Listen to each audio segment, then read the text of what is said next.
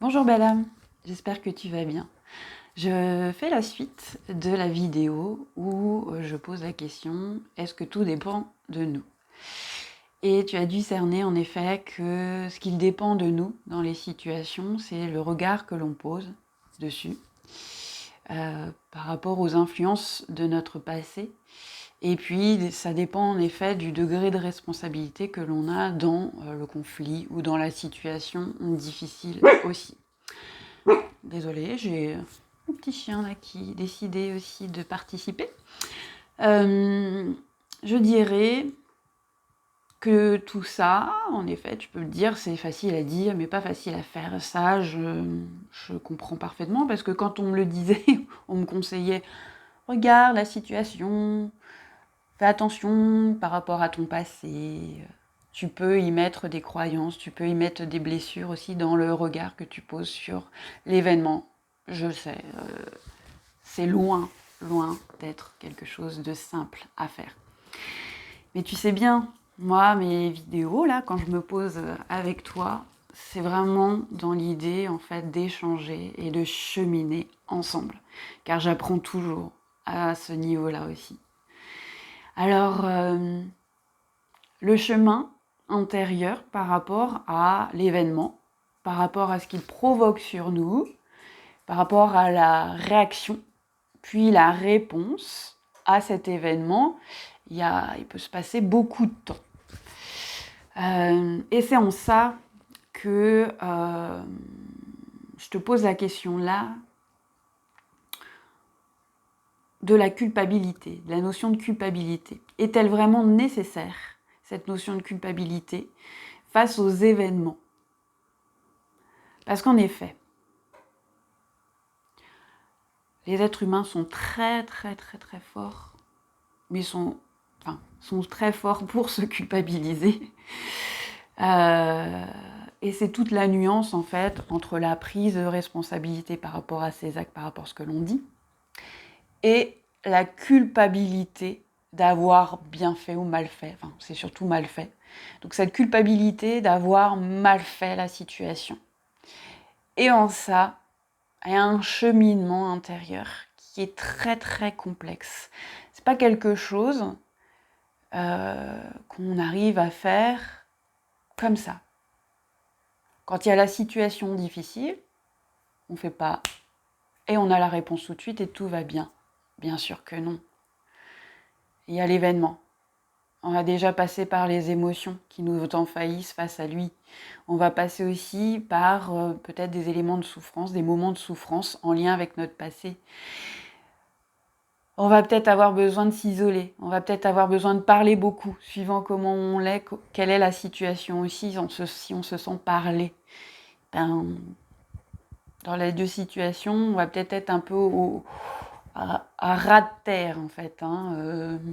Plus pouvoir bouger, plus avoir envie de se mettre en action. Et puis, il y a un cheminement qui se met en place tout doucement sur la reprise des événements de passé, sur la recherche de sa responsabilité, c'est-à-dire qu'est-ce que j'ai fait, est-ce que c'était juste pour moi, est-ce que la façon était juste pour moi, est-ce que vis-à-vis de l'autre, je pense avoir été juste également. Donc vous voyez cette question de justesse en fait dans ce sas après l'émotionnel. Bien sûr, comme je vous disais, cette culpabilité arrive souvent dans ce sas dans l'émotion et la prise de conscience, en fait. Cette culpabilité, en fait, on a été éduqués là-dedans, faut le savoir.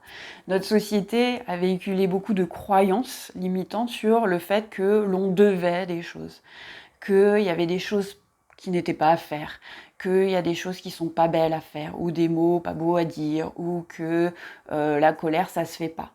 Donc toutes ces croyances, en fait, de notre société, mais aussi de notre éducation que l'on a reçue, contribuent complètement à cette culpabilité que l'on trouve face à nos émotions. Pour te donner un exemple, je suis en conflit avec mon enfant par rapport à une règle et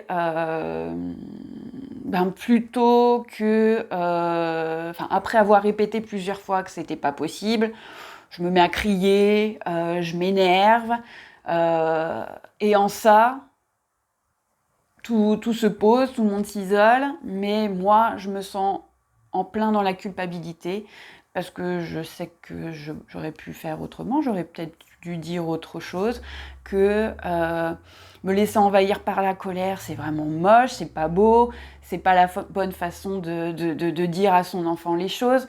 Donc vous voyez, tu vois la machine de la culpabilisation qui se met en place en fait. Donc c'est en ça que face au conflit, face au problème, tu as à être attentive sur ne pas rentrer dans la culpabilité. Elle peut t'aider à voir si la situation était juste, mais ne rentre pas dans ce gouffre sans fond qui est la culpabilité. C'est un véritable poison. Il ne sert qu'à te faire mal. D'accord ? Alors, je parle de la culpabilité que tu peux ressentir, mais aussi, l'invitation, c'est d'être vigilant à dire stop et non aux personnes qui cherchent à te faire culpabiliser aussi de quelque chose. Je t'invite à dire stop. La culpabilité est un poison. Elle est là pour faire mal. L'idée, c'est de couper ce circuit-là. La culpabilité est différente de la remise en question, de l'attention que tu veux poser bienveillante sur améliorer ton comportement, améliorer la relation avec l'autre. C'est des choses différentes. Donc moi, je me dis,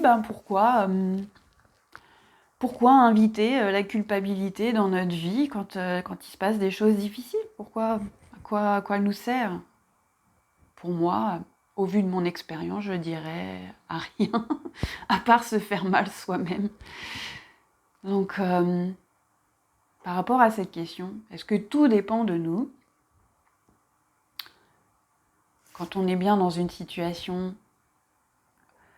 où on a parlé, on a fait des choses, on s'est engagé, eh bien, ça dépend de nous. Parce que ça dépend du regard par rapport à nos blessures. Est-ce qu'on a levé suffisamment nos filtres du passé pour voir la situation telle qu'elle est ?